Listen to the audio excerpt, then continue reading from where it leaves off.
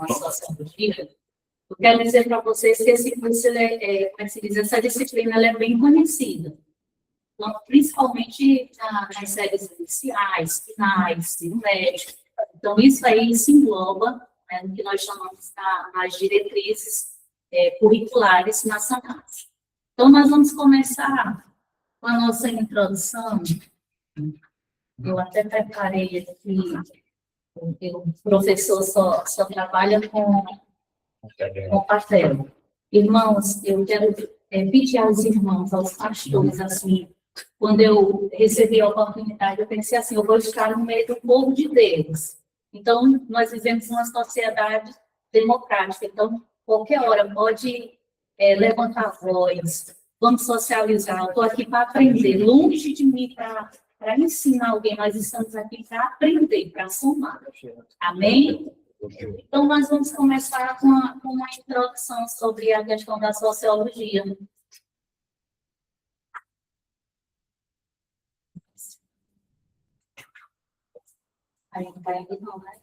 Eu até coloquei um pequeno texto, um versículo bíblico, que diz assim: consagre ao Senhor tudo que você faz, e os seus planos serão bem sucedidos. Provérbios 16, 30.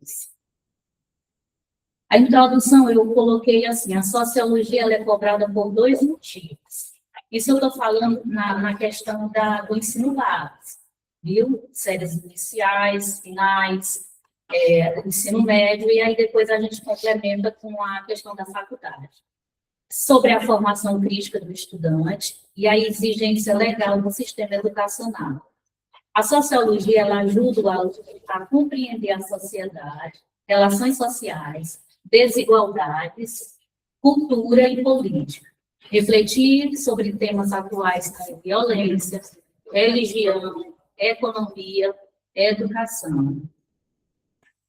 E o que eu achei mais interessante no material que eles me propôs para estabelecer hoje com vocês é sobre o desenvolvimento do pensamento crítico. É isso que a sociologia também ela quer envolver em nós, seres humanos. Os documentos que eu notei, o ensino, a educação básica, é a Lei de Diretrizes da Educação Básica, que no caso é a LDB, 9394, de 96, e também a Base Nacional Comum Curricular, que é a BNCC, a mais atual. Elas direcionam como o professor irá atuar, né? Porque é ministrado isso dentro da sala de aula. E nas universidades, nós temos as famosas DCNs, que são as diretrizes curriculares nacionais.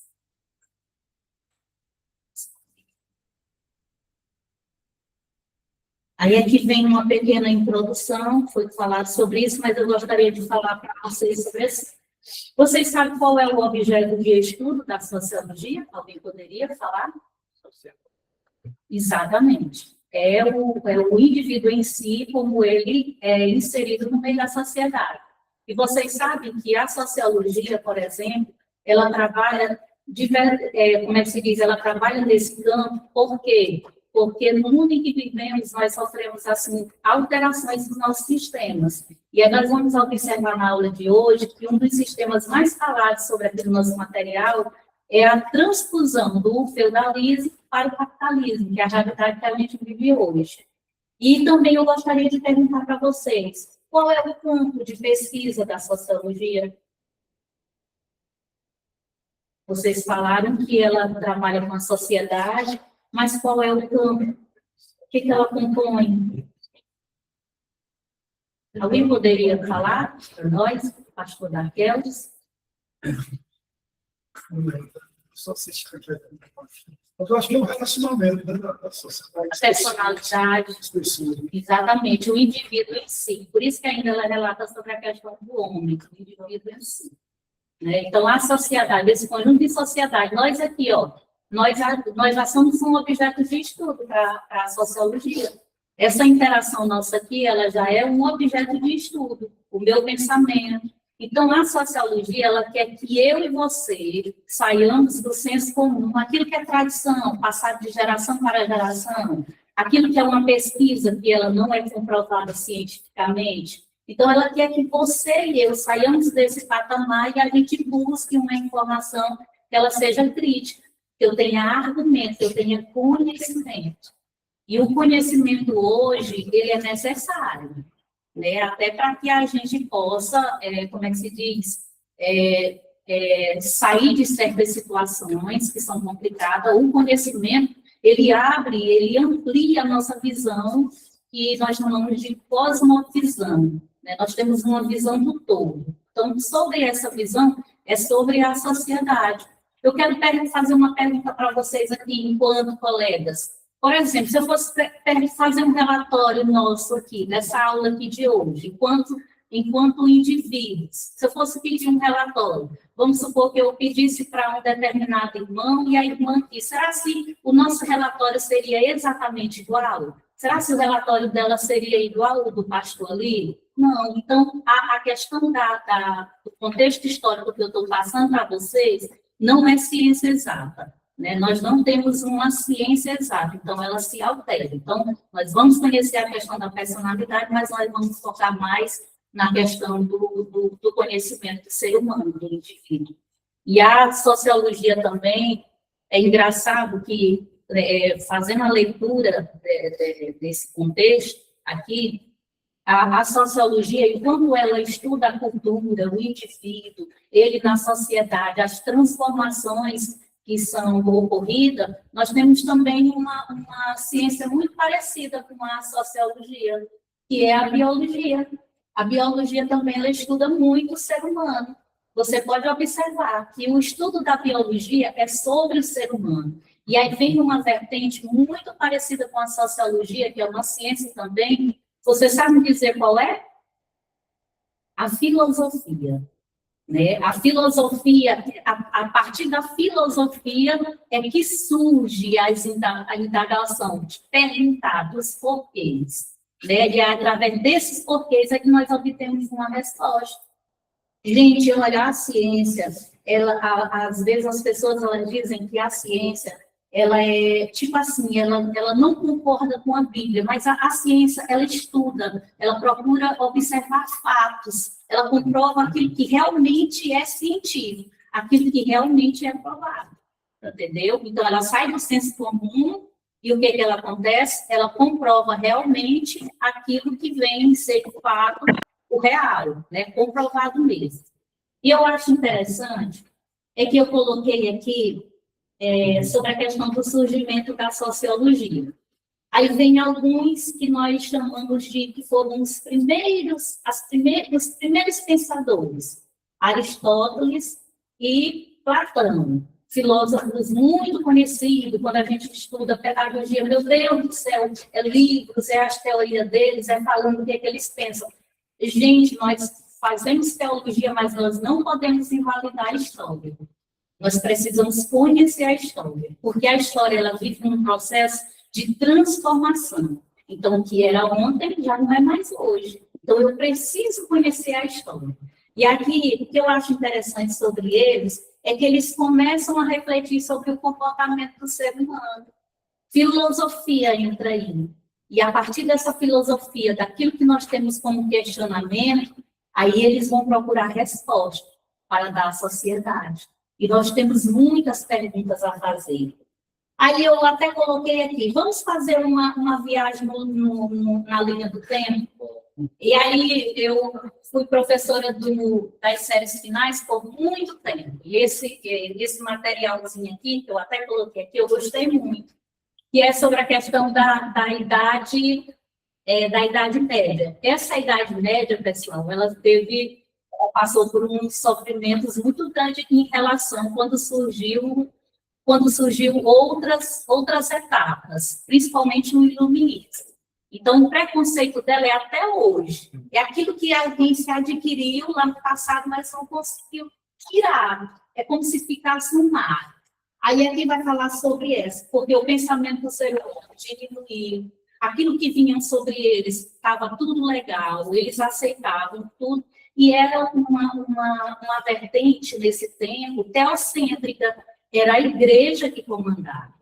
Era a igreja que falava que era na política, era no campo da arte. Para vocês terem uma ideia, até as artes que elas eram aceitas pela igreja, para que fosse considerada realmente como arte, elas tinham que ser bem o que é humano, bem parecido com o humano. Aí, quando surge Michelangelo, é que ele muda essa figura. Ele traz uma arte mais liberal. Agora, só que sobre a questão da Idade das Trevas, eu trouxe um texto. Irmão, você poderia me ajudar com esse texto, distribuir um para cada um? E eu vou querer que um de vocês faça essa leitura. Se ninguém aceitar, eu vou pedir alguém para fazer a leitura antes de continuar, viu? Você pode fazer a leitura do título e depois fazer a leitura do texto.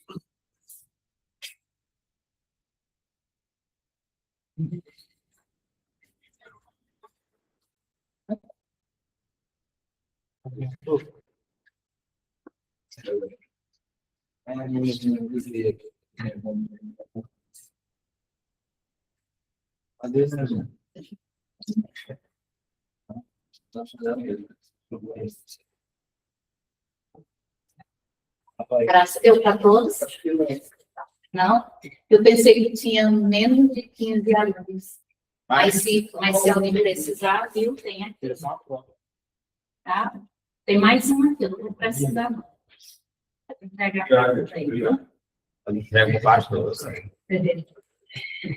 Antes de continuarmos a linha do tempo, eu gostaria que alguém fizesse essa leitura. Pode ler. Já, né? Alegoria da caverna. Tema é a natureza da realidade e do conhecimento. Autor Platão. Imagina homens vivendo numa espécie de caverna subterrânea, com uma entrada aberta à luz. Desde a infância, estão ali acorrentados, de modo que não podem mover-se, nem ver se não está diante deles. Atrás deles arde um fogo, e entre o fogo e os prisioneiros há um caminho elevado, ao longo do qual passam homens carregando objetos de toda espécie. Esses objetos projetam sombras na parede da caverna. Os prisioneiros, sem jamais terem visto outra coisa, acreditam que essas sombras são a realidade. Se um deles fosse libertado e forçado a levantar-se, voltar-se e caminhar em direção à luz, sentiria dor e ficaria ofuscado. Mas, pouco a pouco, passaria a ver melhor, até contemplar o mundo real e compreender que aquilo que via antes eram apenas sombras. Se retornasse à caverna para contar aos outros, eles não acreditariam nele e até o considerariam louco. Muito bem, obrigada. Meu nome é irmão. Parabéns pela leitura. Agora, como é o título aí? Alegoria da caverna. E o tema e o texto fala sobre o quê? Foca sobre o quê? A natureza da realidade e do conhecimento. Sim, mas nós temos aí algo que destaca bastante, que é fala sobre uma caverna, não é? Sobre a caverna e sobre a luz também. Exatamente. Mas o primeiro ponto aí que eu quero destacar com vocês fala sobre a caverna. Então, interligando isso aí com a Idade das Trevas, a caverna representa o quê? Consideraria também a ignorância. Exatamente. Exatamente. A falta de conhecimento. Mas aí nós temos também as trevas, não é? No caso, essas trevas aí, ela representa o quê? Até você já falou, né? A ausência de luz. Mas sair da caverna representa o quê? Sair dessa caverna representa o quê? Buscar o conhecimento. Então, esse texto aí, para vocês terem uma ideia, por muitos pedagogos, eles são levados à sala de aula para eles fazerem uma comparação com a Idade das Trevas, viu? Foi um período onde muitas pessoas diminuíram o conhecimento, os aceites, as maioria das coisas que eram aceitadas não era questionada, e essa busca pelo conhecimento e a verdade eram quase zeradas. né? Ou seja, não havia. A igreja, ela tinha um poder muito grande, uma influência muito grande. Para vocês terem uma ideia, o poder também da política, né, que era o poder do rei, era um poder total. E um poder total, ele é ilimitado sobre uma figura de uma pessoa. Então, o rei era que mandava e desmandava sobre uma nação. Mas a influência da igreja também era muito forte. E é aí onde a igreja ela começa a perder aquilo que nós chamamos o primeiro amor, né? Vai perdendo aquilo, a sua essência, aquilo que realmente Jesus queria para nós. Mas aí, saindo desse pensamento da idade das trevas, nós vemos para um período chamado, ou seja, esse período aqui, ele era considerado para muitos, né, sobre a questão dos historiadores, como que ressurgiu mesmo ali a ideia do homem, uma valorização do homem, o homem pensante, o homem que questiona, o homem que entende, o homem que fala. Então, essa questão de iluminismo é a questão de luz. E nós podemos também associar isso a esse texto que a gente fez a leitura.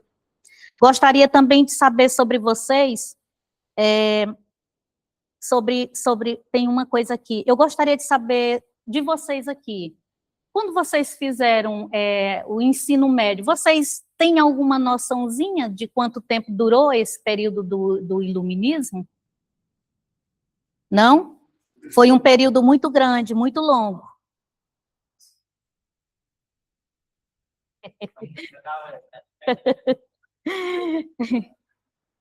Gente, eu quero dizer para vocês que foi um período de 100 anos.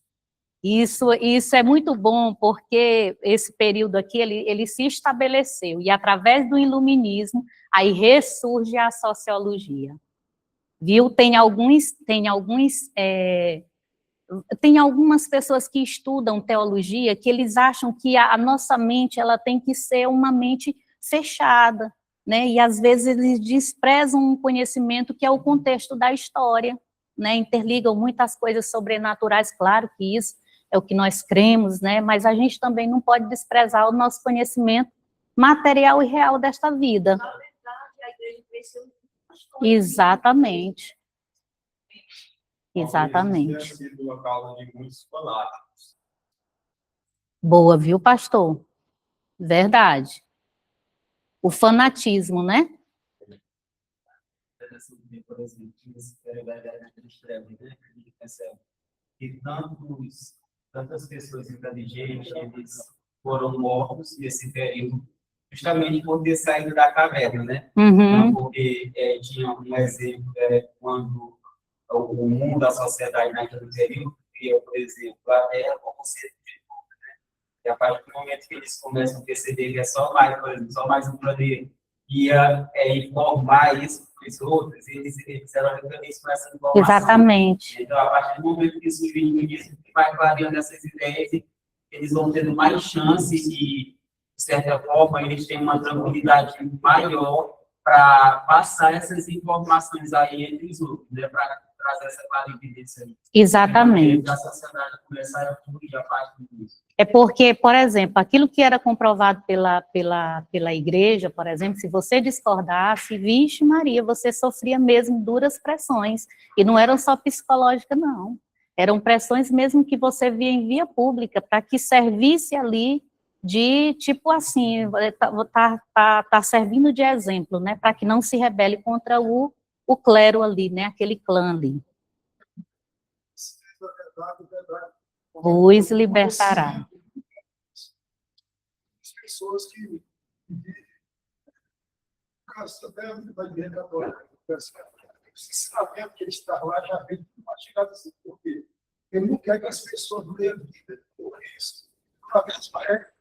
Essa pessoa pensa na idade das trevas, né? Eles veem na idade das trevas, porque a pessoa que não tem o conhecimento da palavra de Deus, dos ensinamentos, é como se ele tivesse cego, né? Então, é dessa forma. Cego. E aí, a gente trabalha no interior, eles não querem que as pessoas católicas eles leiam a Bíblia, não. Porque eles sabem, se a pessoa lê a Bíblia, eles vão descobrir a verdade. É desse jeito. A gente trabalha no interior dessa forma. A gente não quer sair, não quer que o povo saia da caverna, não. sempre lá. Obrigada aí pela contribuição. Mais alguém? Alguém? Microfone. Sim, aí nós vamos passar agora para um francês, muito importante para o estudo da sociologia. Alguém sabe aqui quem é o pai, considerado o pai da sociologia? Ele, cara duro. Esses aí foram filósofos, pensadores que eles, tipo assim, eles elencaram, entendeu? Mas, assim, o pai da sociologia mesmo, alguém já ouviu falar sobre Augusto Comte? Já?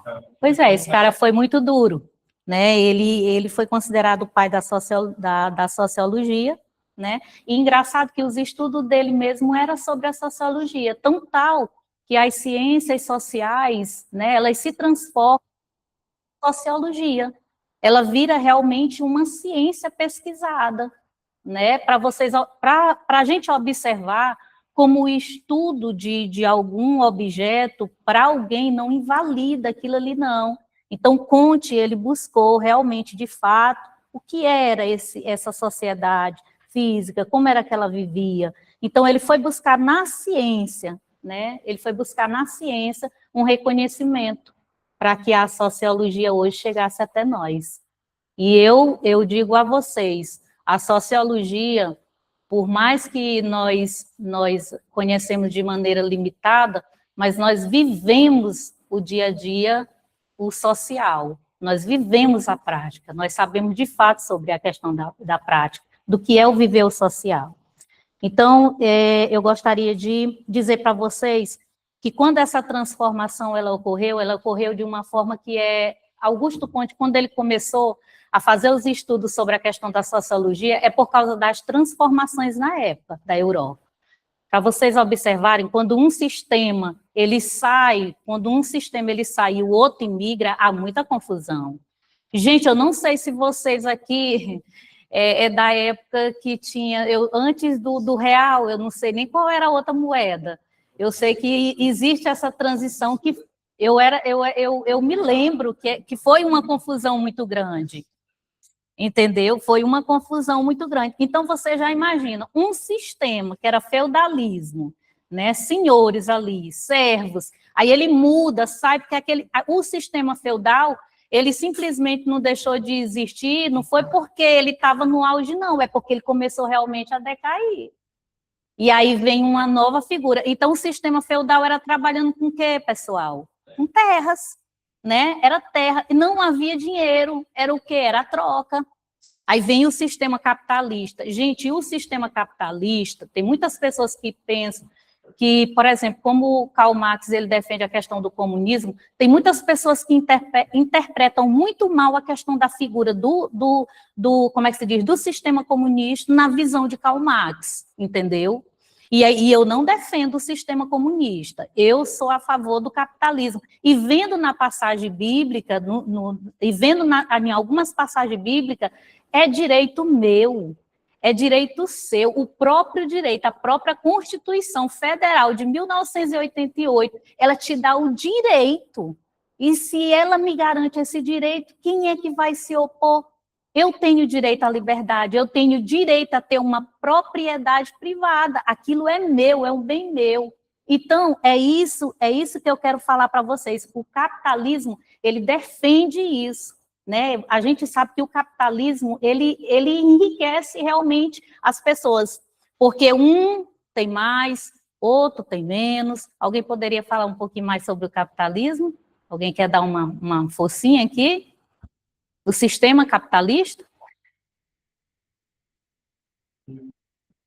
Você pode observar que no sistema capitalista tem o patrão e tem o CLT, não é isso? Então, o CLT, ele recebe o quê? Salário, né? Por mês, mensal, semanal, né? De forma ali como rege o contrato.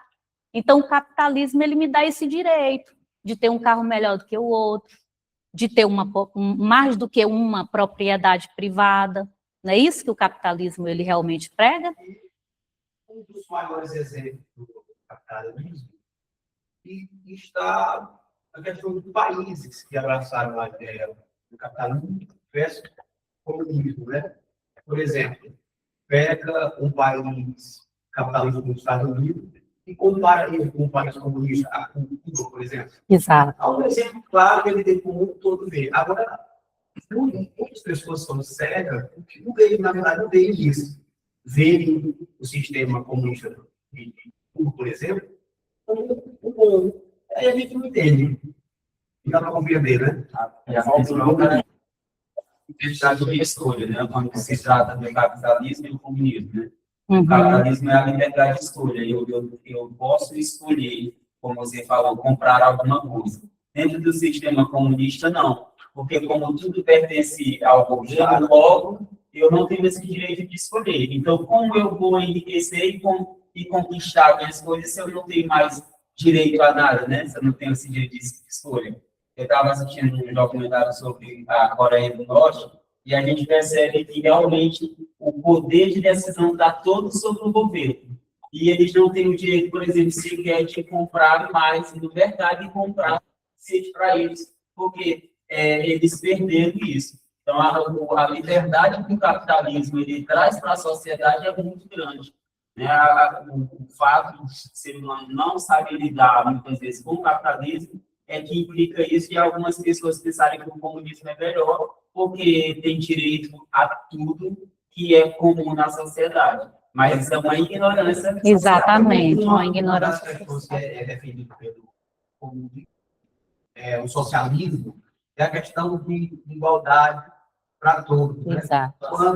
Quando, na verdade, a ideia é inferiorizar todos. E quem está no governo tem que se beneficiar totalmente. Pois é, do bom de melhor e a população. E a população cada vez mais pobre, né? À mercê de uma política corrupta, né? É isso que a gente observa. E enganosa, né? E nós não vivemos mais uma sociedade assim, né? Onde o próprio eleitor, ele tem o direito de escolha.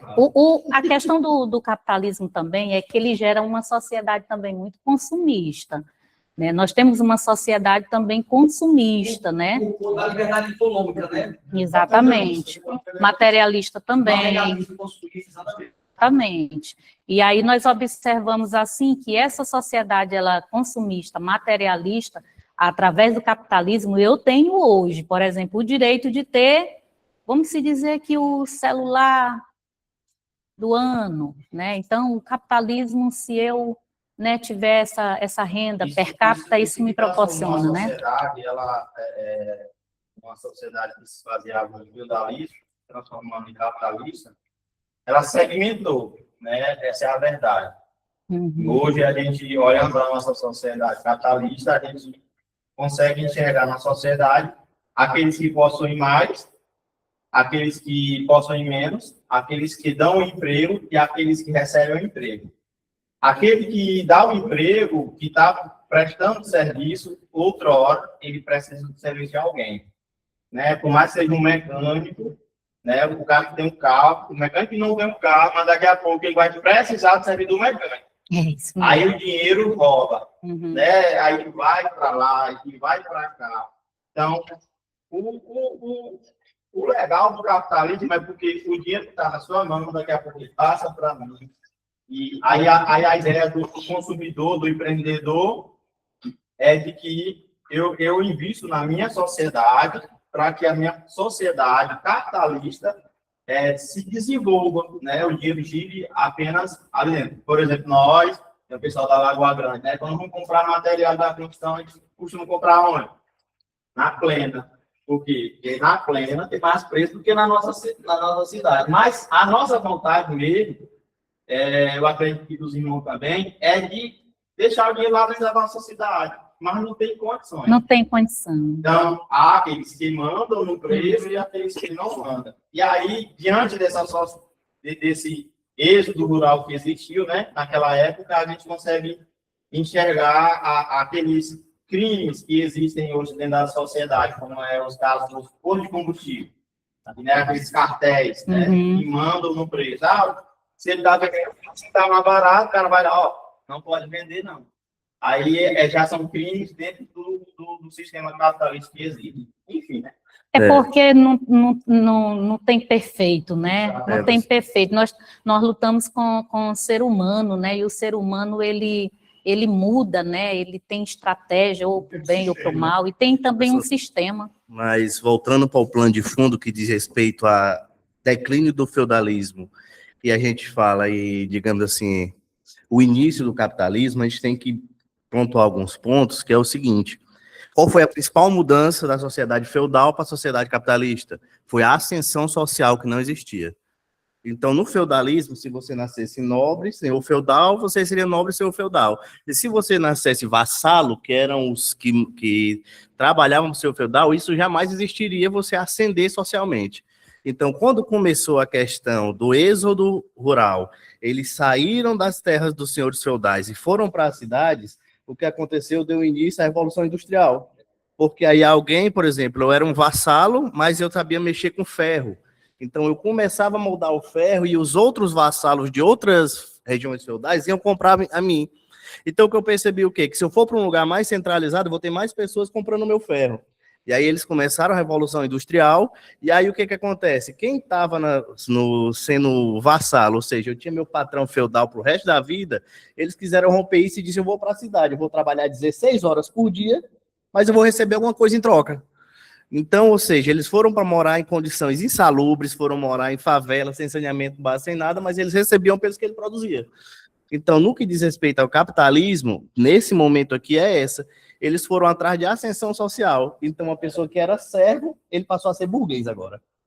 Porque agora ele tinha como vender. Em compensação, quando ele era servo, quando ele era vassalo, ele só ia produzir e entregar para o patrão. Produzir e entregar para o patrão. Era um trabalho análogo à escravidão. É verdade. Entendeu? Pois é, aí quando nós vamos àquela região de Manchester, aquela região inglesa, onde surgiu a primeira Revolução Industrial, nós vimos aqueles lugares que eram fábricas escuras, que não tinham oxigenação, que não tinha água potável, mas eles trabalhavam 16 a 18 horas por dia. E ali não importava se era criança, idoso, não importava quem era, mas tinha que trabalhar. E eles preferiram isso do que nascer e viver como servo do outro. Verdade. Então, o capitalismo foi mais ou menos por isso. Foi, a gente quer mudar. Ou seja, uma pessoa que era servo, o filho dele passou a ser patrão, porque aprendeu uma profissão. Então, o principal fator que diferencia o feudalismo para o capitalismo é a ascensão social. Eu não ter obrigação de viver assim. É sair do rural, vir para o urbano. Inclusive, o berço da Revolução Industrial é a Inglaterra, né? E uma coisa que eu acho interessante é que tem um filme de Charlie Chaplin, que é muito interessante esse filme, que ele vai falando sobre a questão quando acontece a Revolução Industrial, e ele compara, né, tempos modernos mesmo, ele compara a sociedade da época ali com bois, com gados, né? E é muito interessante aquilo ali. Aí você observa, tem um livro que é O Lado Obscuro da Revolução Industrial, onde essa exaustão do trabalho das pessoas chegavam a tanto, e muitos eram mutilados, porque eles não sabiam trabalhar com máquina, né? Saíam lá do que eles trabalhavam lá, vamos se dizer, que ainda era mais ou menos considerado como algo ainda grosseiro, que me fugiu a palavra. Para você vir trabalhar sem nenhum conhecimento sobre uma máquina, alguma coisa do tipo, muitos perderam dedo, braço, mão e pulsei. Exatamente. Tem uma palavrinha que fugiu da minha cabeça. E tem esse livro que eu dei uma lida há muito tempo sobre ele, assisti esse filme, e achei muito interessante a história, né? Já falando sobre a questão da revolução e sobre a questão da sociedade alienada, né? Alienada ao Estado. Então, existem algumas correntes.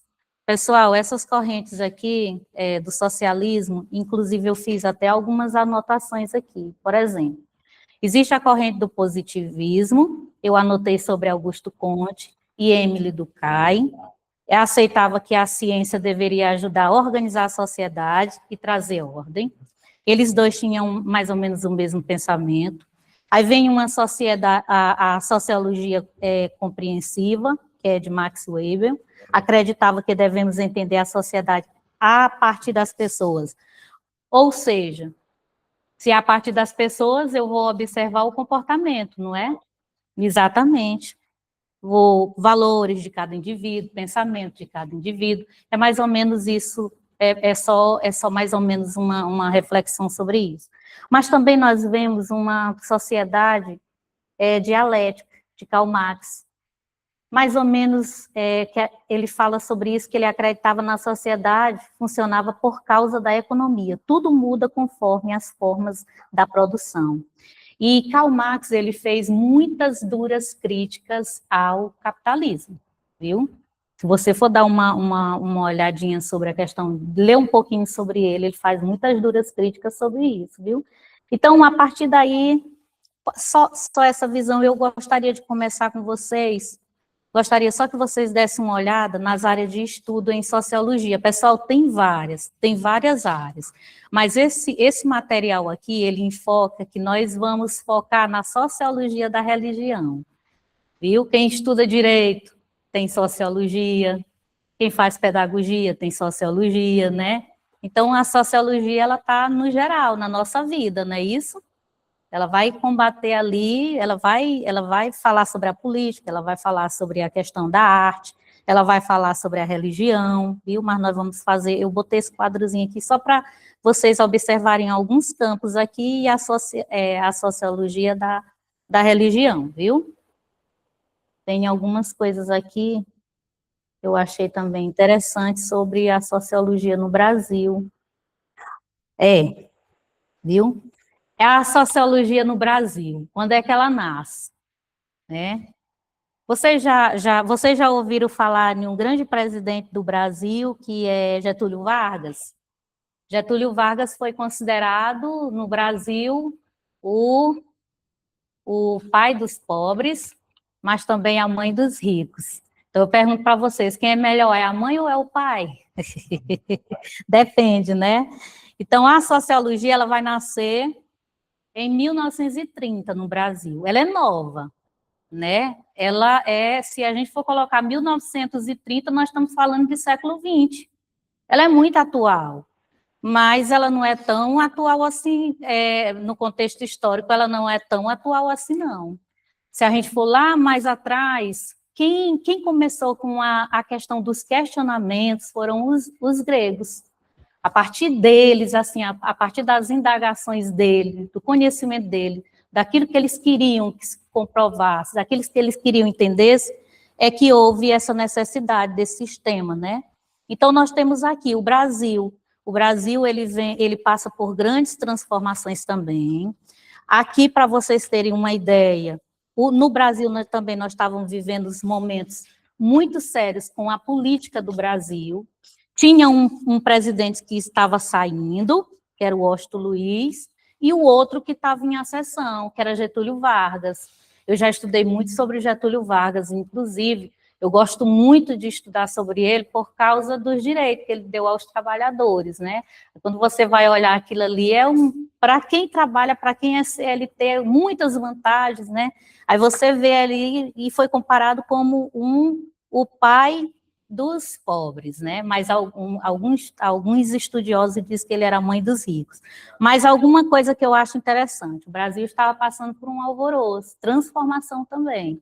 Então, essa transformação, no contexto histórico, há uma mudança também política no sistema capitalismo, e o Brasil estava em desenvolvimento. Aí vem aqui uma pergunta que vai fazer aqui. Os impulsos para o surgimento da sociologia no Brasil.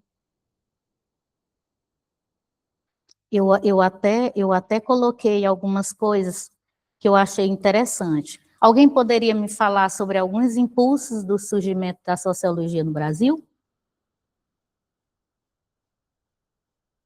Nós já até falamos lá no início. Tornar cidadãos o quê? Críticos, atuantes, né? O que mais?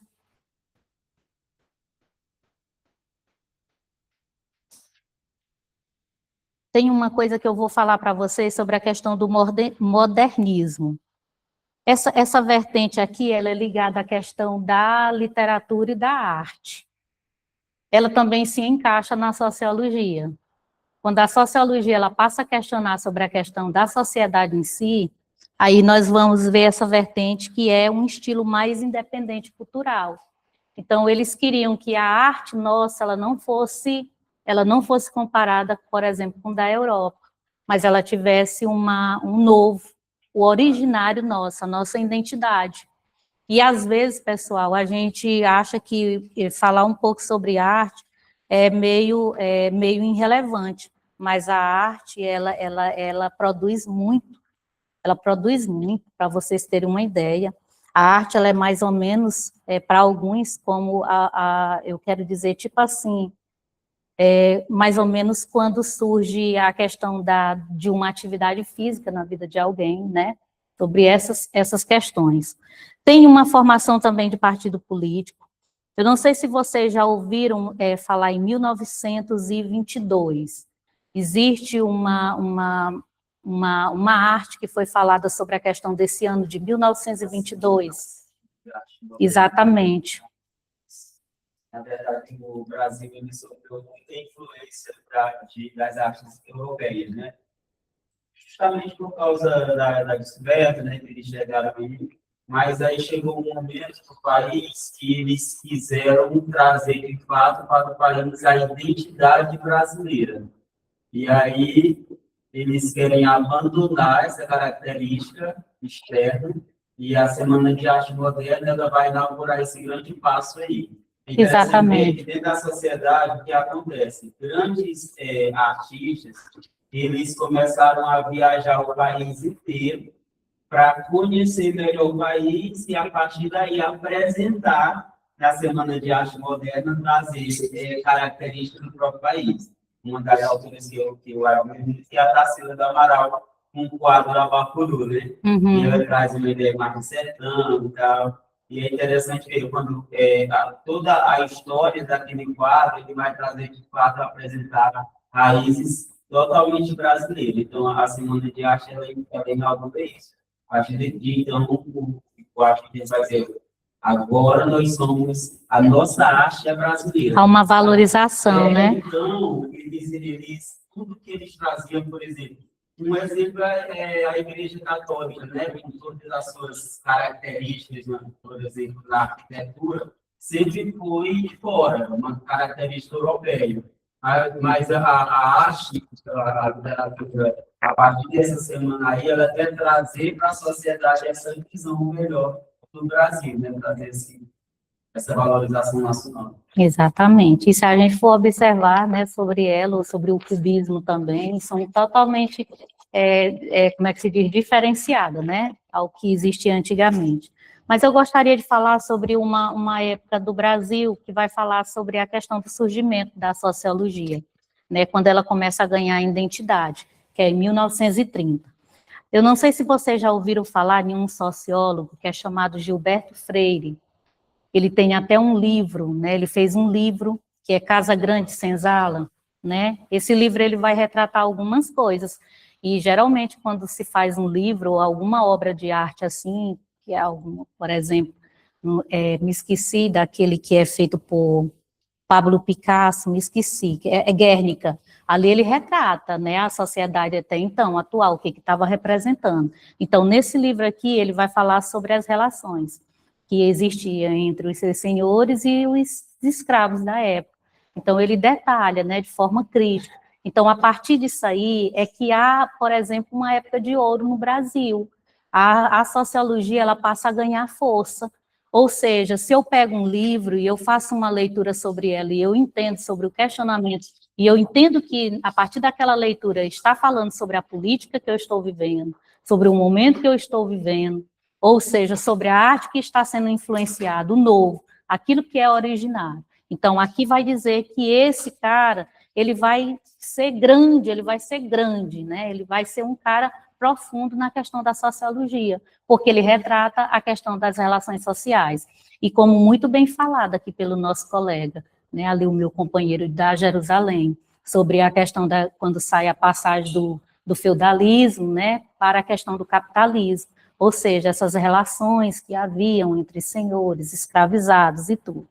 Então, isso era um período muito duro de escravos durante o período colonial. Então, essa época de ouro da sociologia do Brasil se deu por volta dos anos 60. Deste muitos pensadores com formações marxistas influenciaram fortemente a produção intelectual do Brasil. A sociologia já teve esta era de ouro no país. No Brasil, em que estamos mais experimentados ela, há ainda assim uma viva sociologia no Brasil. Gente, vocês sabiam também que para a sociologia no Brasil houve também muita influência de professores estrangeiros que vieram para cá, né? Eles contribuíram muito para formar essa vertente, essa ciência, né? Contribuíram também para formar sociólogos, né? É interessante a nossa história. Então, falar sobre esse objeto de estudo, né, da sociologia, é muito importante. Eu coloquei uma coisa bem aqui que eu queria até ler. A teologia é o único estudo onde o objeto, a teologia, é o único estudo onde o objeto do estudo é maior do que o estudante.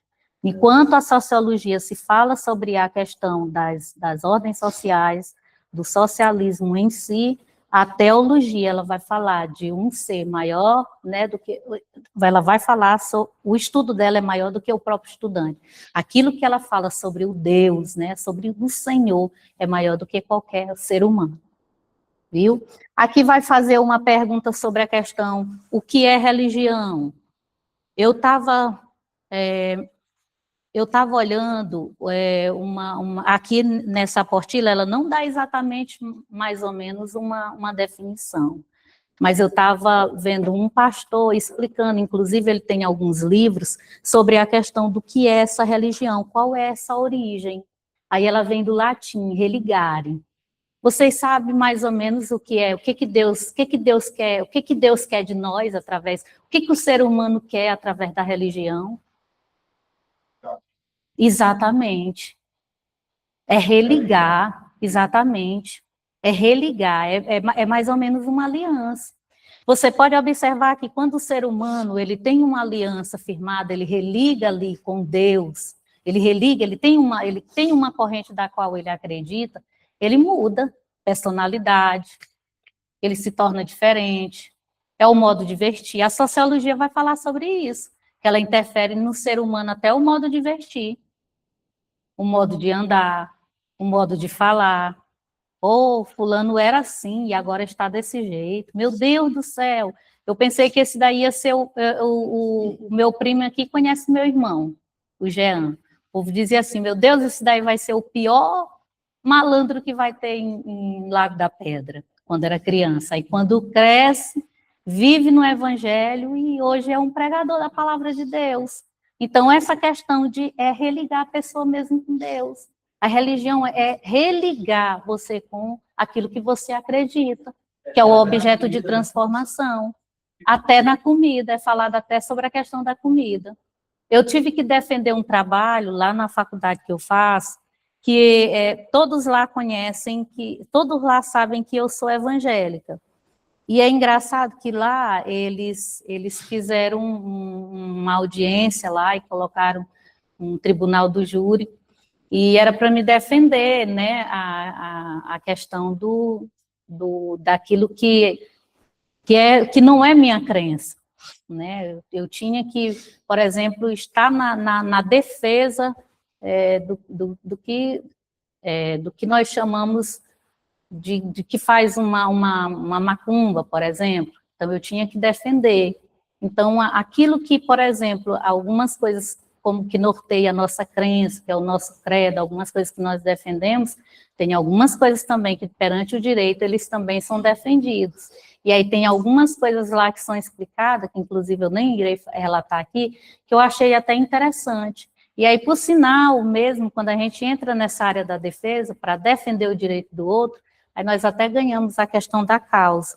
Então, essa questão de você estar ali, de você conhecer, você também tem que ter muito cuidado, né, com a questão da personalidade, com aquilo que você faz, com o social do qual você vive, que às vezes você está tentando levantar alguém, você, né, tirar dali, às vezes você é que pode. Então, é a questão das relações sociais, daquilo que você acredita, do mundo que você está, viu?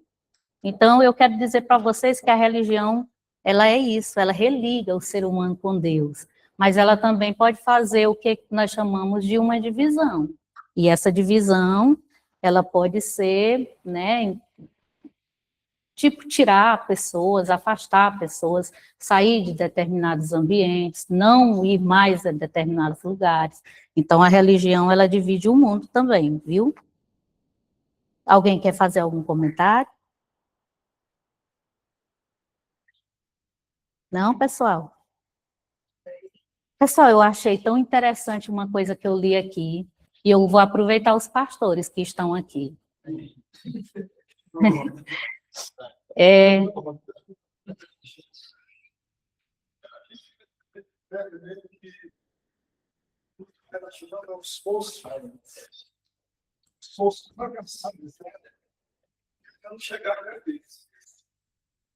E em relação ao evangelho, a gente ensina, prega, né, que a religião é o esforço fracassado do homem tentando chegar a Deus.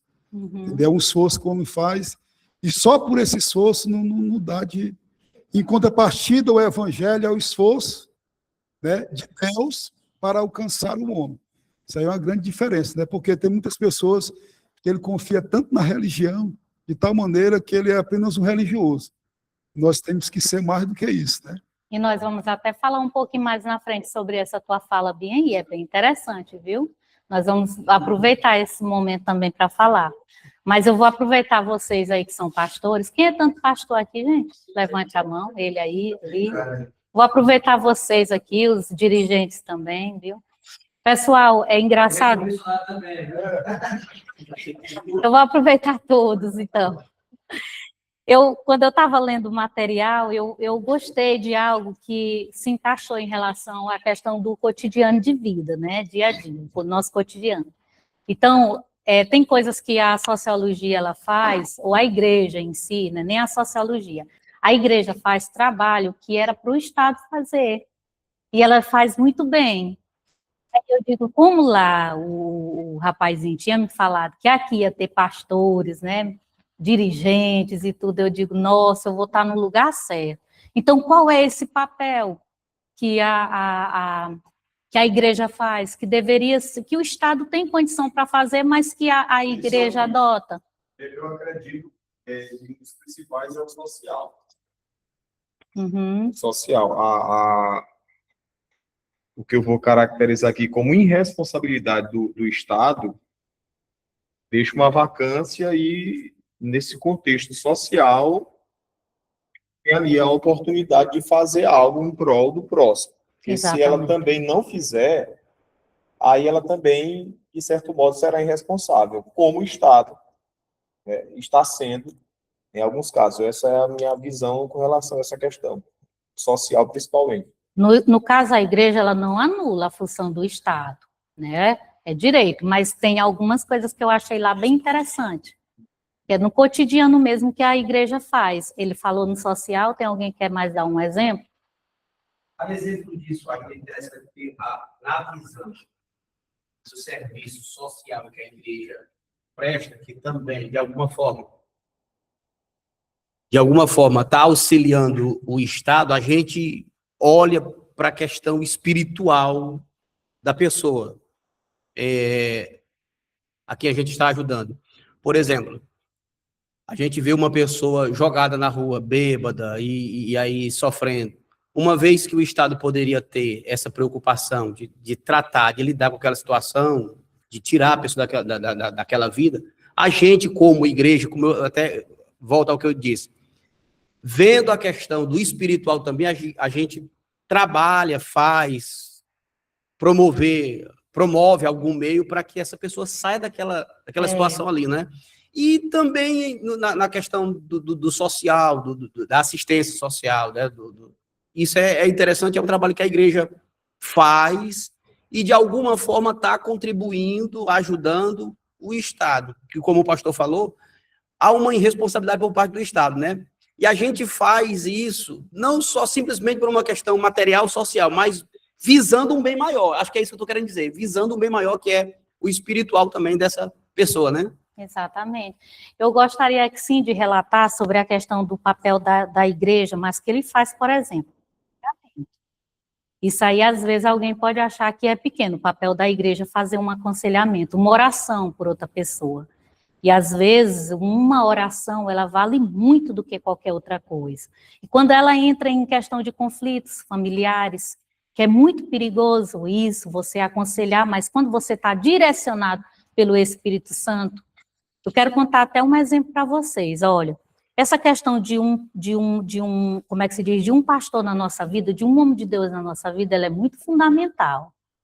Né? Quando nós temos a representação de um homem que nós confiamos ali, que nós entregamos um problema que é confidencial, que é particular, que é o âmago nosso ali, e a gente relata para alguém, a confiança ali é muito grande.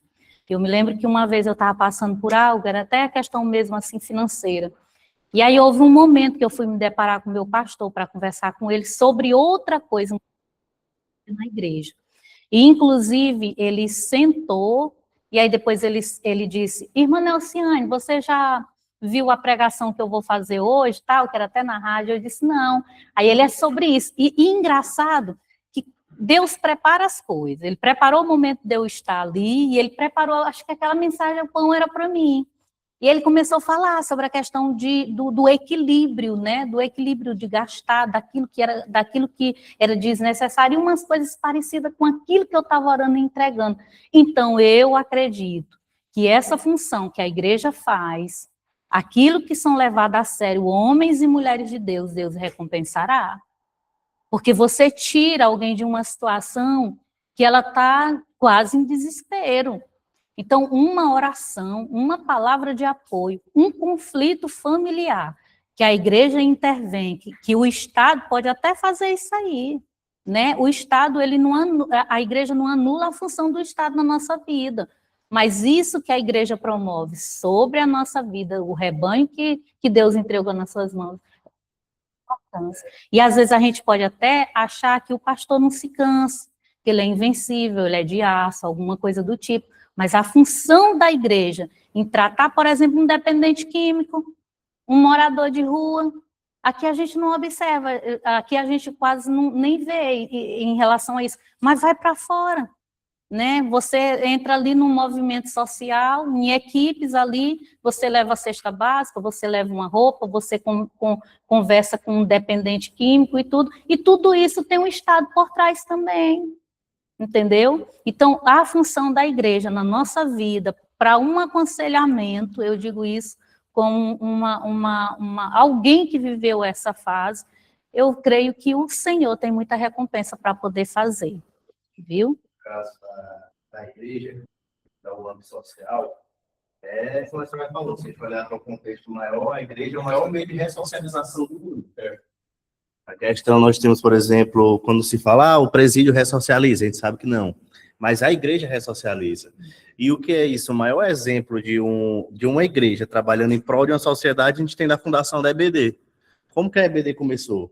Como a gente falou, vamos voltar aqui para o contexto do capitalismo. Como as fábricas eram abarrotadas de pessoas, e de mamãe na cada canto estavam ali dentro trabalhando, o que eles faziam? Um homem de Deus, ele pegou aquelas crianças e levou o dia de domingo para a casa dele. Para quê? Qual era o objetivo dele? Era alfabetizar as crianças, não era ensinar a palavra de Deus. Então, ele teve aquela inclinação social de dizer, eles estão com 6 anos de idade trabalhando, eles têm que aprender pelo menos a ler. E foi aí que a EBD começou. Então, a gente tem que a EBD, foi o pontapé inicial de um projeto social, nós podemos ver. E a maior escola do mundo, como se diz. Então, ele começou da visão de um homem de Deus em dizer, a sociedade não pode permanecer dessa forma. Então, a gente vê essa importância da igreja. Ou seja, não foi para a gente aprender a Bíblia. O primeiro ponto da EBD foi para crianças aprenderem a ler e escrever. Foi somente isso. Então, que já é uma função exemplo social, maior né? do que esse. Verdade. Esse ponto também eu penso que, por exemplo, a religião ela tem um poder muito grande de organizar a sociedade. E há um tempo, o livro Avivamento no País de Gales, eu achei muito interessante, porque depois o historiador foi fazer as investigações por causa do avivamento, né? Uhum. E aí é interessante ver que ele diz, olha, ele vai em um determinado consultório e ele pergunta lá ao médico se teve muita gente que foi curada, que deixou de ir lá porque foi curada. E aí o médico, não, continuou do mesmo jeito. Ele diz, mas você sentiu algum impacto em relação a isso? Eu disse, senti. Porque aqui, ele diz, aquele armário ali era cheio de dívidas. e as pessoas começaram a pagar suas dívidas. Por exemplo, um exemplo também lá na situação era que, na época, lá para 1902, por aí, ele diz que muitas pessoas trabalhavam em carvoaria e eles eram muito cruéis com os animais que eles andavam montados. E até com os animais houve um tratamento diferenciado, eles deixaram de ser agressivos com os animais. Então, assim, a gente percebe que houve uma mudança social a partir daí, né? A pessoa começa a ter mais um caráter por causa da influência religiosa. É interessante perceber, por exemplo, que conceitos sociais, eles vão mudando de acordo com o tempo. Interessante perceber que o cristianismo, se tratando de religião, ele mantém, por exemplo, o conceito de família já se dividiu demais. Antigamente era natural que o conceito de família era só homem, mulher e seus filhos. E a sociedade ela mudou e disse, não, que o conceito de família agora é diferente. Pode ser 2 homens casados e 2 mulheres, mas a religião, por exemplo, o cristianismo, ele continua organizando a família no papel original. Então, a gente percebe que a função da religião ela é enorme no que tange às organizações sociais. A nossa visão, por exemplo, o nosso conceito de família, ele é antigo, por quê? Porque a religião que a gente conhece, ela também é antiga. Exatamente. Mas se o cristianismo não tivesse esse poder que tem na sociedade, talvez aquilo que hoje a gente acha normal, a gente acharia comum. Então, aí é só a influência da religião que tem esse poder também de organizar a sociedade por um todo. Exatamente. Muito bem. Jesus ele se preocupava com o todo, né? Como um todo. Ele pregava, depois da multidão, ele mandou alimentar a multidão. Exatamente. Às vezes a gente só quer ver o lado espiritual. É. A necessidade do mundo, necessidade física, aí às vezes a gente tem que estilar. Material, né? É mesmo. Chegar na casa de pessoa que é a família, você vai pregar para ela Jesus, mas não deve aprender um pouco para ela, você vai ser hipócrita. Você está sendo um hipócrita mesmo. Hipócrita, corpo, alma, espírito. Exato. Precisa de trilha, eu tenho É isso mesmo, uma pastor. experiência assim, acho que eu trabalho no interior, sabe como é isso quando a gente evangelizar. Às vezes você chega numa casa de uma pessoa, quando você chega com a Bíblia na mão, eles têm aquele impacto, né? Mas a gente chega assim, mas quase para não falar de Jesus, né? Chega lá para visitar a pessoa, uma visita, é a pessoa aí, quando a gente entrar, sentar, aí a pessoa, se a mulher, muitas vezes, vai falar de um problema conjugal, com o marido. E aí a gente já traz uma palavra, um aconselhamento em cima daquilo ali. Você não imagina o tanto que isso é importante. Também. Aí a pessoa já pede, você pode cantar o hino, ou fazer uma oração. Quando você termina, você fez o lá e vai para casa satisfeito. Entendeu? Então, tudo isso aí é o papel da igreja. O papel da igreja. Com certeza. Porque a mesma coisa apostólica era assim, eles iam de casa em casa. Hoje nós estamos esperando um pouco, né, para casa do Senhor. Nós temos que ir até. É por isso que está do jeito que está hoje. Porque nós estamos esperando. Né? Nós temos que ir. Tem tantas pessoas que não saem de casa necessitando de uma palavra. Né? É. Então, tudo isso aí, É verdade. religião, na verdade, é o evangelho que a gente pega, Exato. aqui, tem um impacto transformador, libertador. Oi. O Estado, ele realmente tem o dever, é do Estado, porque recebe os impostos. Mas a religião, ela tem a obrigação. E eu gosto de ser crítico. Pode Nós ser. estamos colocando a nossa obrigação como quinto ou em último lugar. Vamos fazer campanha para comprar um terreno para construir a casa pastoral. Dá tanto, acabou. Vamos fazer uma campanha para ajudar no tratamento do câncer da pessoa que não é crente. R$100. Manda essa oferta. Alimento. Deixa bem que uma caixinha de ovo aqui para ver se os irmãos trazem 20 quilos de alimento para fazer do cesta básica. Então, a nossa obrigação, a gente tem consciência que é obrigação, mas na prática não está sendo a obrigação da igreja. Exatamente. No requisito social. Sim, senhor. Aí, outro aproveitando aqui, professor, sobre a questão do aconselhamento que a senhora falou, aconteceu comigo. Eu não sei se cabe falar, mas... Fale. Estamos aqui Recentemente, para um ouvir. rapaz faleceu um acidente de moto lá na Lagoa Grande. Ele colidiu com um Porsche. E esse rapaz era primo de um amigo meu. Esse amigo meu não é crente E ele postou no status dele, ele dançando numa festa. Aí no outro dia o primo dele faleceu. Aí eu disse, fulano, teu primo faleceu. Não sei se tu vai acatar o que eu vou te falar, mas se fosse eu retiraria o que tu postou ontem, porque tu tá mostrando o que tu tá sentindo no momento. Tu tá em luto? Tua família tá em luto? Tá. Mas a tua postagem não tá em luto. É a minha opinião, se tu acata, se tu quiser. Aí eu fiquei, depois de umas 3 horas eu fui lá e ele retirou. Aí eu fiquei feliz porque, dentro do aconselhamento, né? Então, ou talvez ele nem pensava, ele falou, sabe o quê? Mas foi ontem que eu postei, mas tá ainda dentro das 24 horas. Quem vê vai entender que é o que tu tá sentindo nesse momento. Tu tá feliz ontem, mas teu primo faleceu hoje. Aconselhamento. Ele foi e retirou. Aconselhamento. Aí eu fiquei, de certa forma, assim, até alegre com ele. Exatamente. É um conselho, né? É dentro do aconselhamento. Agora, no requisito social, a igreja está precisando melhorar. Tá, sim, com certeza. E muito, né? A igreja, ela precisa ter mais ter um afeto, um vínculo mais próximo. Pessoal, eu gostaria de falar um pouquinho sobre Martinho Lutero. Eita, mas é bom, né? E engraçado é que Martinho Lutero, todo mundo já sabe sobre a questão da reforma protestante, né? Então, quando a gente vai falar sobre ele, a gente lembra logo sobre a questão da reforma. Então, a igreja, ela estava vivendo um caos na questão da luxúria, venda de indulgência, né? Fazia aquilo que era tudo contrário à Bíblia Sagrada. Eles tinham acesso à palavra de Deus, né, a Bíblia, mas o povo não tinha, o povo era leigo, né? O que era importante para o povo conhecer apenas os tópicos, não as passagens ali bíblicas, né? A própria palavra de Deus. E aí vem a reforma. O que eu acho interessante, antes de entrar em Martinho Lutero, é que antes disso vem os né, aqueles que também, né, lutaram contra, que também tiveram o seu nome escrito hoje no livro de história, sociologia. Hoje mesmo nós estamos conversando sobre essas pessoas. Aí aqui vai falar John Wycliffe, né, e o Cliff. Eu tenho uma certa dificuldade para falar. E John Hus, né? Aqui vai falar dois caras que realmente deram ali a sua cara para poder falar que o sistema estava corrupto, estava errado. Ou seja, o que os livros falam? Eles pregavam a pobreza, mas a maior parte das riquezas, principalmente em terra, era da igreja. Né? E é sobre essa questão de venda das indulgências, aquilo que foi criado.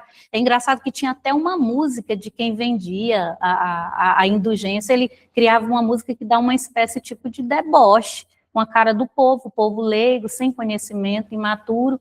E aí você observa que homens que são inspirados por Deus, conhecedores da palavra, que vivem aquilo ali, que tem uma fé mesmo, eles entendem que aquela igreja está precisando de uma reforma. Para a gente ter uma ideia, eu achei interessante, quando vai falar sobre John Hus, ele foi o quê? Ele foi alguém que se inspirou em John Wycliffe, né? E aí você vê a espécie de morte que ele tem por professar a fé, por ser considerado um herege. E é cruel, é para que todos vejam ali, é de uma forma muito, muito, muito mesmo cruel. Você vê um cara que ali é queimado vivo, mas eu achei interessante as palavras que ele até colocou aqui, e eu até anotei, né? Ele estava sendo queimado vivo, né? Ardendo em chamas, e ele disse: hoje vocês estão matando um ganso, mas Deus levantará uma águia, e essa vocês não poderão matar. Aí 100 anos depois, eu até me emociono, 100 anos depois, Deus levanta Martinho Lutero, né? Para vocês observarem como não é o homem, é Deus, é sobre a palavra dele, o crescimento da palavra de Deus, aquilo que precisa ser reformado. Aí tem pessoas que se levantam, põem a cara, corajosos, valentes, no meio de uma sociedade, e pagam um alto preço. E aí você vai observar, quem foi Martinho Lutero? Eu gostaria que alguém, meus irmãos aí, pudesse falar um pouquinho quem foi Martinho Lutero. O Martinho Lutero, eu acredito na minha visão, que ele foi alguém que teve coragem de estourar a bolha. E hoje nós estamos precisando de Martinho Lutero. O contexto da igreja hoje, quase que de maneira geral, de uma maneira até um pouco diferente, mas caminha para esse mesmo rumo. E a gente percebe esse declínio do contexto espiritual da igreja e essa valorização do material. Exatamente. A personalidade, mostrar ali. Quando, na realidade, a missão da igreja ela tem a sua missão de ser igreja, viver o cristianismo. Nós precisamos. Concordo com o pastor, né? O que nós estamos falando aqui é religião. A religião é ligar que estava desligado. Exato. Então, antigamente o homem foi desligado. Quando a mão pega, Jesus vem e religa. Quando ele faz essa religião, então, voltando aqui, nós temos que ter cuidado nos nossos dias, porque nós estamos precisando de um martírio de fé. Porque religião, ela não salva. Religião, ela religa o homem com Deus. Então, as denominações, qual é que estão certas? São as que estão baseadas na Bíblia, né? Na palavra de Deus. Então, se a igreja começar a desordenar, como foi a outra, né? Que se desordenou com o Constantino, que fez o Estado de religião, e dali bagunçou a igreja, e por tudo, corrompeu tudo. Obrigado. E Martinho Lutero com uma reforma. Hoje não fica dentro mais para uma reforma que nós temos que estar vivendo nos últimos dias. Mas nós precisamos rever os nossos conceitos como igreja, doutrina, para que a nossa base bíblica esteja baseada Exatamente. na palavra de Deus. Para não ficar somente uma sociedade religiosa e cumprir verdadeiramente o papel de religião, que é religar o homem que está nessa casa de Deus. Como é seu nome, pastor? José Alves. Muito bem, muito obrigada aí pela contribuição, viu? Eu gostaria também de enfatizar um pouquinho sobre a questão de Martinho Lutero. Nós conhecemos um pouquinho sobre ele, mas eu gosto de falar um pouco sobre a questão da história. Eu gosto de conhecer pessoas, eu gosto de falar um pouco sobre pessoas. E há muito tempo eu leio sobre Martinho Lutero, até na questão mesmo dos livros que eu compro, e às vezes eles são paradidáticos. Aí vai falar de um momento que ele viveu, né? Pelo pai dele, ele seria um estudante de direito, era a vocação que o pai dele queria para ele. E aí ele passa por um momento turbulento, aí fala que é um raio e tudo, e ele faz uma promessa, né? Que ele seria ali um sacerdote. E ele vai, eu creio que ele vai com um coração muito limpo, né, acreditando ali nas pessoas, naquilo que ele cria, o sentimento. Só que é interessante que Martinho Lutero, ele tinha umas lutas que eu não sei, a história não fala, mas eram umas lutas muito internas, e ele se apressava muito em conhecer a questão de como é que se diz, pessoal, da salvação. E você sabe, um homem jovem, né, e tudo mais, então tem suas lutas, né, se os coroa têm, as coroa, imagina um jovem, né, suas lutas, e ali lutar contra essa carne pecaminosa. Mas o que eu acho interessante é que ele é um conhecedor da palavra de Deus, e nessa luta interna aí, ele leu uma passagem da Bíblia. A Bíblia é que nem meu primo falou ali, abriu, né, o conhecimento. Quando ele lê Romanos, o justo viverá pela fé. Aquilo ali foi uma resposta para ele, e ele creu naquela palavra. E aí ele começou a observar, e a história fala que um dos grandes momentos de revolta de Martinho Lutero é sobre a venda de indulgência, ou seja, qualquer pecado era perdoado, contando que você pagasse, não importasse o tamanho do pecado. Entendeu? Então, olha a corrupção, olha o nível que a igreja estava. E eu quero dizer para vocês, claro, nós sabemos, que Martinho Lutero era católico. Ele não queria esse alvoroço todo, não. Ele só queria que a igreja passasse por uma, como é que se diz, pessoal? Por uma reforma e reavaliasse seus conceitos. Ou seja, voltasse ao tempo lá dos apóstolos, aquilo que era sincero, aquilo que se construiu, que se acendia. Mas a igreja estava muito corrupta. Deus sabe como trabalhar. Ele levanta um homem desse e ele tem a coragem, ele enfrenta, e ali ele coloca ali 95 teses, né, questionando. É uma afronta mesmo ali contra o clero, contra aquele papado. E para vocês observarem, dentro desse contexto, na história fala que Martim Lutero, ele tinha um pavio curto, entendeu? Depois de 3 anos, ele era meio doido, é isso mesmo. O Papa ali envia um documento, até esqueci o nome, muita coisa, mas ele envia um documento lá, e engraçado que ele rasga, ele queima em praça pública lá. Ali ele deixou bem claro, mas precisou fugir, né? Aí traduziu hoje o que nós temos aí, a palavra de Deus, o que era latim, ele traduziu para o alemão, e foi um homem vitorioso, e é um exemplo considerado para nós nos dias de hoje, sobre hoje nós termos acesso à palavra. Antigamente, ninguém, né, os que eram os menores não tinham acesso à palavra, hoje nós temos acesso à palavra, a leitura da palavra de Deus, e essa palavra. E uma das coisas que ele começa como pilares, que ele começa a entender e enfatizar para o povo, é que a Bíblia é a única regra de fé. É a única, não existe outra, é a única e prática. Então, ele começa ali a tirar algumas orientações que vinham até então, que eram de muita força. Também fala que a salvação é pela fé e graça. Só Cristo é o Salvador, só Ele é o mediador. Não tem história de Papa. E só a Deus a glória. Mas tinha um pensamento a não ser dos católicos, para eles lá, eles não aceitavam, por exemplo, não era esse pensamento. Contrário à questão da igreja, alguns pastores querem responder essa pergunta. Como eu perguntei. Estou trazendo para a questão da sociologia, Uhum. sobre o pensamento dos católicos, por exemplo. Não queriam aceitar o pensamento deles do justo que terá pela fé, ou seja, era do jeito deles e pronto. Tanto que eles até... A religião não estava mais religando. Não estava só tendo nome. A religião não Se corrompeu. Cada doutrina estava corrompida. Estava tutelada. O mais incômodo da igreja é o seguinte: como foi começado a dizer isso? Naquele período estava sendo construída a Basílica de São Pedro, de Monra.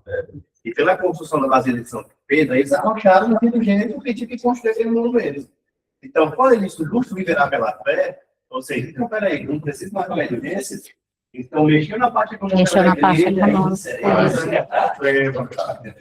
Essa questão. Porque a fé não incomodava ele se ele tivesse pregado. Agora, quando ele pregou, só a glória a Deus, somente as escrituras, ou seja, o credo é abaixo da palavra. Aí ele disse, então, se abaixo da palavra, não precisa pagar do dinheiro, se é obra vai parar.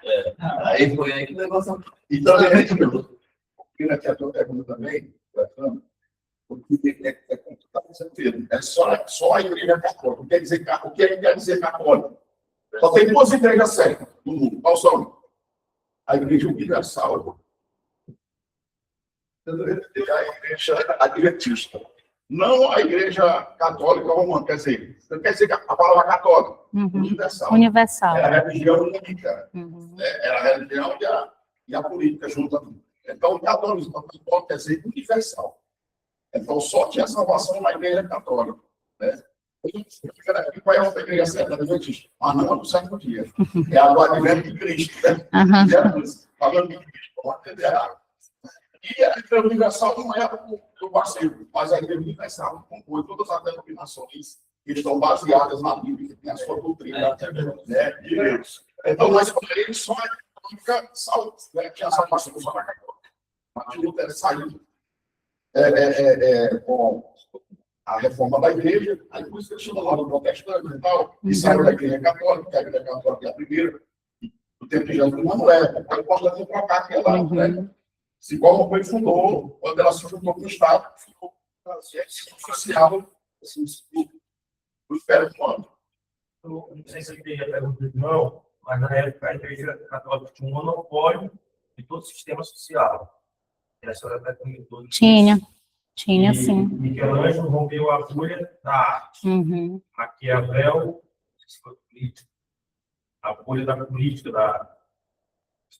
a bolha da economia. Uhum. E tudo dentro de um tempo de 200 anos, de 1940, de 1400 a 1600. E Martim Lutero foi quem rompeu a bolha da religião, do pensamento crítico religioso. Exato. Abriu as escrituras e o novo caminho. Exatamente. E lembrando que Martim Lutero, ele não estava querendo dividir a igreja. Exatamente, é isso. Ele só queria que a igreja voltasse para o trilho de Deus. Exatamente. Né? Ele levantou um novo pensamento. Exatamente. Agora, enquanto se não fala que hoje precisa de Martim Lutero, qual aspecto que precisa hoje da igreja atual em relação à igreja de Martim Lutero? Quem precisa ser mudado? Eu sabia que alguém ia fazer essa ideia. Mas como você que levantou a frente, Você sabe pesado. É pesado, eu não posso fazer algo. É assim, olha, eu falo num contexto geral, do que se refere à igreja. Falo no contexto geral. Por quê? Escolhe algumas pessoas Hoje, para o que pegar se isso aqui. destaca hoje, Algumas, viu? lamentavelmente, Aí é a só venda vai de abrir. indulgência. É verdade. É a venda de indulgência. Então, assim, a igreja que permanece ali, como Martim Lutero permaneceu. Mas hoje, o que lamentavelmente se destaca na sociedade atual em que nós vivemos, lamentavelmente, é a venda de indulgência. Claro, eu estou usando essa comparação. Porque essas grandes igrejas, esses grandes movimentos religiosos, eles praticamente dominam a mídia. Então, hoje, quem é? É aquele velho ditado, quem não é visto não é lembrado. E aí entra outra questão que é importante a gente ressaltar, que a igreja de Cristo, ela tem uma missão, mas ela tem que tomar muito cuidado com essa missão. Para quê? Para que não é necessário um equilíbrio, para que a missão não apareça na frente daquele que enviou ela, que é Jesus. A igreja precisa fazer essa questão social, mas o cuidado que a gente deve tomar é isso. Por quê? Porque como é que essas igrejas aí estão crescendo e atraindo o povo para si? É com a mídia, é mostrando a falcatrua, e fazendo promessas que não são possíveis cumprir, mas elas estão aparecendo. O sistema em si. E aí é onde é que entra o Martim Lutero, é aquele que tem coragem. E o Martim Lutero, e antes dos que vieram de Martim Lutero, também está morrendo gente hoje. Se não for fisicamente, mas... Pode. Se não for fisicamente, mas está morrendo... Está Pode escolher. Vocês estão entendendo o que eu estou falando? Uhum. Então, a necessidade de um Martim Lutero, nesse contexto de reforma da igreja hoje, é algo gritante. Uhum. Alguém que não se corrompa e que tenha a coragem de pregar as teses. E essa a maioria dessas igrejas que eu falo, é só rogar a Bíblia dentro que sai todo mundo. Uhum. É a mesma coisa. É alguém que segura a palavra, como se ele segura a palavra. Não vem se pudesse, foi tirado da mente, não, com todas as escrituras. Exatamente. Então, essa igreja da TV, Boa. até ali, né? Verdade. Eu acho que seria importante falar da vida de Martim Lutero. Tá bom, filho, obrigada. É a volta à oração.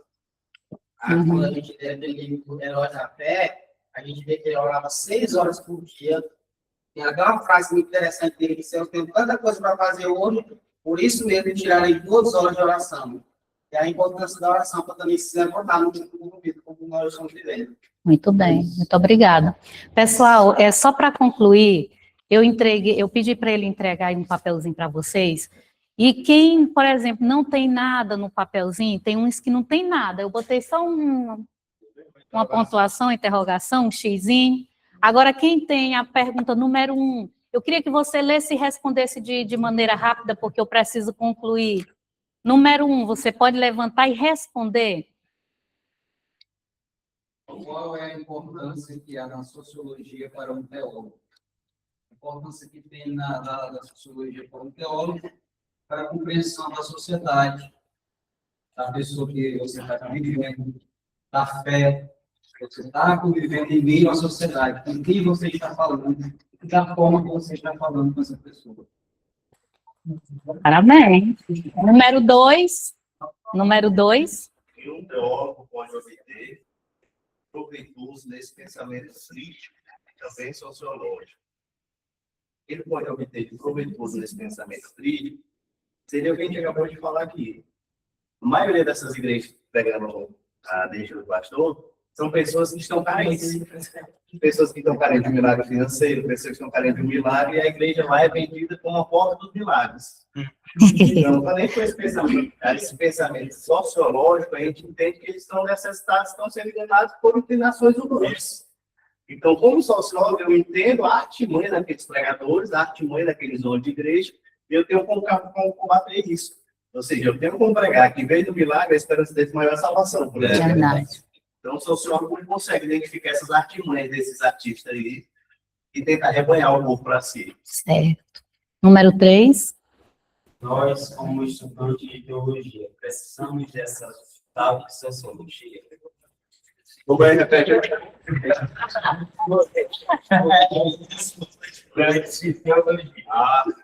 Precisamos dessa tal de sociologia. Sim, com certeza. Porque, assim, a sociologia ela vai ajudar a sociedade, né? Então, exatamente. A sociologia ela vai ajudar a sociedade. Hoje nós conversamos muito, por exemplo, a respeito do digital ao longo da história.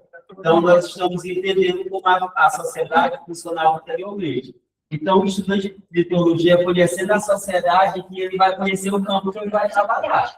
Então, eu vejo dessa maneira. Não sei, eu acredito que alguém que já viram, se não viram, pode pesquisar o que o Evangelho fez naquela cidade de Almobonga, que já viram, na Guatemala. É uma coisa que a gente fica assim, sem expressão daquilo que Deus pode fazer através do Evangelho, mudar completamente uma sociedade que era idólatra, vivia, a maioria dos homens vivia preso ao alcoolismo e a questão de adoração do demônio mesmo, e o Evangelho, a partir de uma igreja evangélica lá pequena, decidiu orar, buscar de fato a Deus, e Deus mudou completamente a história de Almobonga, na Guatemala, até a bênção de Deus chegou na lavoura. É uma coisa incrível. Eu fico boquiaberto quando eu vejo aquele já vi por algumas vezes, o quanto é interessante. Pode pesquisar para vocês verem o que o Evangelho pode fazer, né? De alguma forma não, até de forma direta, o Evangelho tem esse impacto positivo na sociedade. Aí entra aquilo que já foi comentado aqui, eu até já falei. E a gente ajuda o assistencialismo, de fato, um pão, que ele diz a um pensador, o pão que brota da terra, mas sim, verdadeiramente, a gente também ajuda as pessoas com o pão vivo que desceu do céu. Amém. É interessante ver, por exemplo, o apóstolo Paulo é o maior exemplo de quem se adequou à sociedade para ganhar a sociedade para Cristo, né? Verdade. Ele se comportava de acordo com o comportamento social da região que ele ia. E é interessante perceber que era conhecendo essa sociedade que ele levava o evangelho que ensinava. Foi um exemplo interessante que eu vi, não sei se pode se levar umas partes isso, foi lá no Pentecoste, onde o próprio Espírito Santo capacitou as pessoas para falar outros idiomas, justamente porque era necessário que eles conhecessem o primeiro passo ali da sociedade para depois ganhar elas para Cristo. Então, veja até que, por exemplo, a língua também, ela serve também nesse sentido aí, né? Certo. E o número 4 tirou já? Já respondeu? Pode responder.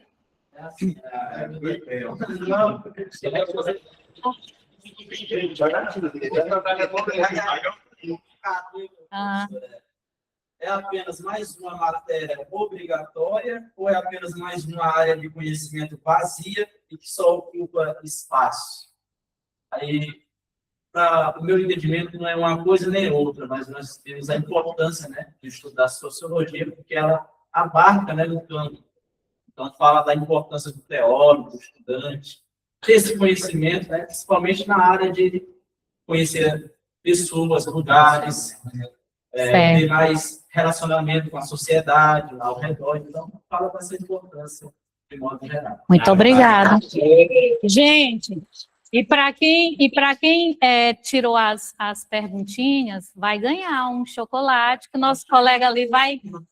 Agora, pessoal, eu gostaria só de finalizar. Pode dar, pode distribuir. Irmãos, eu tenho pouco tempo, mas eu gostaria só de falar algo para vocês. Quando como é o nome dele, meu Deus? O pastor Cirlande falou que a turma era muito boa, era assídua, e que a participação de vocês era muito envolvente. Eu fiquei com medo de vir e de ser uma péssima aula e de fazer vocês desanimar. Mas eu quero dizer para vocês que eu me senti muito feliz aqui. Eu quero dizer uma coisa para vocês. Eu quero dizer, nenhum conhecimento é desprezível. Se eu for competir com quem quebra coco, quem é que vai perder sou eu. Então, nenhum conhecimento é desprezível. Então, eu creio que, de alguma forma, foi repassada alguma coisa para vocês, e assim como eu recebi de vocês. E eu quero muito agradecer a participação de vocês. Pode dar para a irmã, para ele ali, viu? Viu, pessoal? E muito obrigada. Eu gostaria de concluir, de dizer como é bom quando os irmãos estão em união. Me senti muito acolhida, me perdoe se faltou alguma coisa, mas eu tô diante de feras, de doutores, de mestres aqui, que realmente colocam a gente no bolso. Mas eu só quero agradecer a Deus e muito obrigada, viu?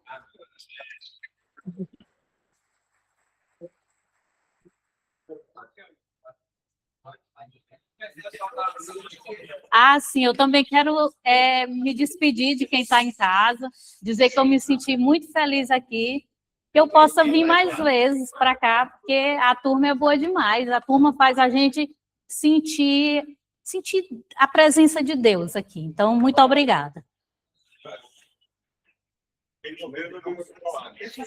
só queria que só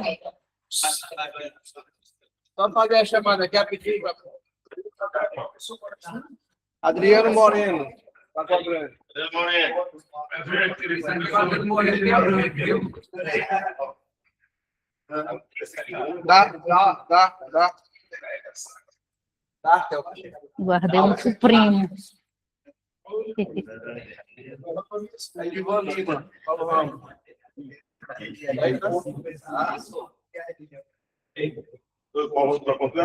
Tem foto, tem?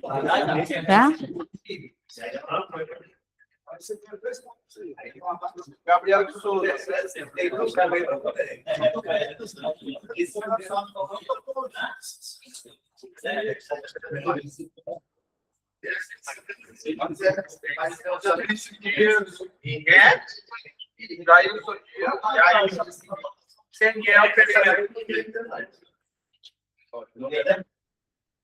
José Alves, Pindalma, Maria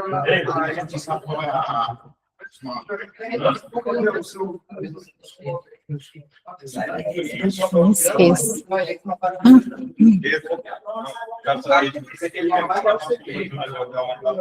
Natanael da Luz.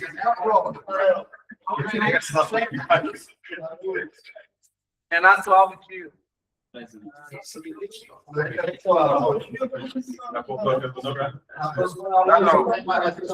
Thiago da Silva. Na hora que eu... Pereira.